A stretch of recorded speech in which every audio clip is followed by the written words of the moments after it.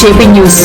డక్కిలి మండలంలో జరుగుతున్న అక్రమ కట్టడాల నిర్మాణంలో రెవెన్యూ అధికారులు అక్రమార్కులకు పూర్తిగా సహాయ సహకారాలు అందిస్తున్నారు.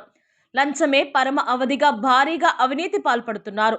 డబ్బులు ఇస్తే ఎలాంటి భూ కబ్జాలకైనా రెవెన్యూ అధికారులు అడ్డు చెప్పారని ఈ సంఘటన చూస్తే అర్థమవుతుంది.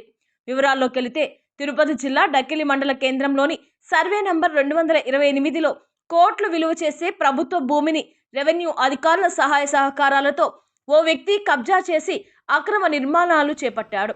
అక్రమ నిర్మాణంపై రెవెన్యూ అధికారులకు అనేక ఫిర్యాదులు వచ్చినా దీనిని ఎవరూ పట్టించుకోలేదు.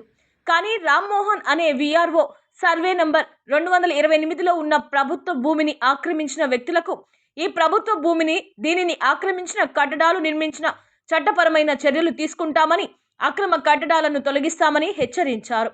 అంతేకాదు సర్వే నంబర్ 228లో కట్టడాలు నిర్మించకుండా తలారిని కాపలాగా నియమించారు.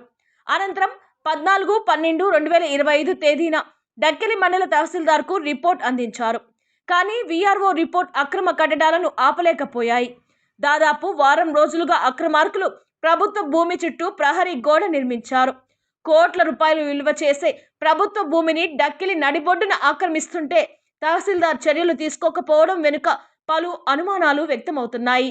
రెవెన్యూ అధికారుల అండదండలతోనే అక్రమార్కులు కోట్ల విలువ చేసే ప్రభుత్వ భూమిలో కట్టడాలు నిర్మిస్తున్నారని అధికారులకు వాటా ముట్టడంతోనే అక్రమార్కులు నిర్మించిన ప్రహరీ గోడను తొలగించకుండా వాళ్లపై ఎలాంటి చర్యలు తీసుకోకుండా మీనా వేషాలు వేస్తున్నారని ఆవేదన వ్యక్తం చేస్తున్నారు ప్రజలు.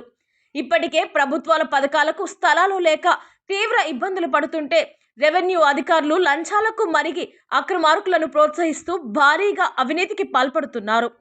ఇంత జరుగుతున్న అక్రమ కట్టడాలను తొలగించకపోవడం వెనుక రెవెన్యూ అధికారుల పూర్తి పాత్ర ఉందన్న ఆరోపణలు తీవ్రంగా వినిపిస్తున్నాయి. ప్రభుత్వ భూమిపై నిబంధనలకు విరుద్ధంగా నిర్మాణాలు జరుగుతున్నప్పటికీ సంబంధిత రెవెన్యూ అధికారులు చూసి చూడనట్టు వ్యవహరిస్తున్నారని స్థానికులు ఆరోపిస్తున్నారు.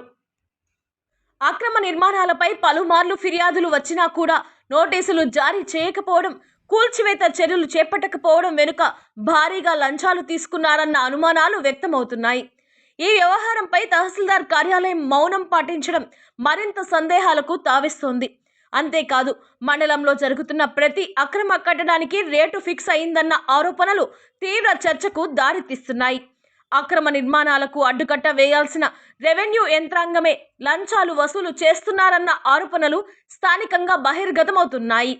అక్రమ కట్టడాలు, రెవెన్యూ రికార్డుల తారుమారు, ప్రజా ఫిర్యాదులపై నిర్లక్ష్యం, ఈ మూడు కలిసి మండలంలో ఒక వ్యవస్థగత అవినీతి నడుస్తోందన్న అనుమానాలకు బలం ఇస్తున్నాయి.